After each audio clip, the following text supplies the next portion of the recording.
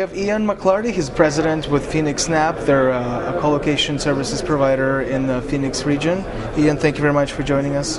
Thank you, Jeff. Ian, tell us about Phoenix Snap's business. Kind of give us a brief overview. You guys recently opened a very big data center. Tell us about the services you provide and how much space do you guys have there and how much of it is full or power? We roughly have about, available right now, we have about 25,000 square feet of raised flooring. We have, for initial build out, we have a total of 8 megawatts of power, 4 megawatts of A and 4 megawatts of B. We also have an additional expansion space available upstairs that is an additional 40,000 square feet or so, with an additional 6 megawatts on each side to add to the critical load. And what kind of services do you guys have? Is it just pure co-location? Well, we look at ourselves more as a premium retail provider.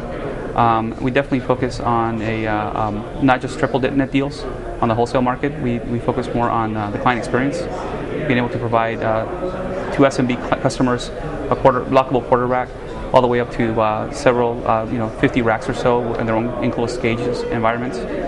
We provide pretty much the whole infrastructure from alpha to zeta. And you mentioned earlier you guys have a cloud offering in the works. Can you tell us a little bit about what that's going to be? Yes. So cloud is our clients are driving cloud for us. A lot of our clients are going from models where they need to do hardware refreshes. So it's becoming more and more of a driver for us to be able to move those clients over to a cloud offering. Currently, our first initial release will be public cloud, but later on we'll be able to support private clouds also. So how do you guys compete in the Phoenix market? Who are the major players here? Who are some of your competitors, and who are the major end users in this market? From an RFP standpoint, we always compete with Digital Realty and IO Data Centers, both great operators. We are a slightly different type of operator. We focus more on the high density retail space.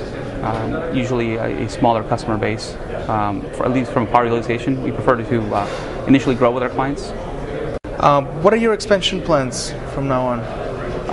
Our expansion plans, we're going to launch a cloud offering around September.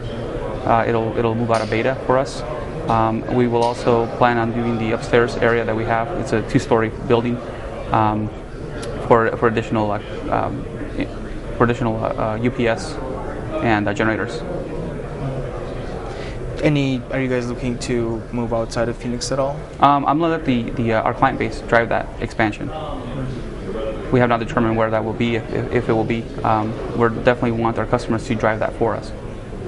Tell us about the availability of capital for expansion in the Phoenix area for building data centers. Capital is definitely available for expansion. The question always back to the operator is how much are you willing to give up for that expansion? Meaning, is it more of a time to market issue, or is it I need to get my capital now issue, or do I need to give up do I need to special covenants to make sure I can meet that capital?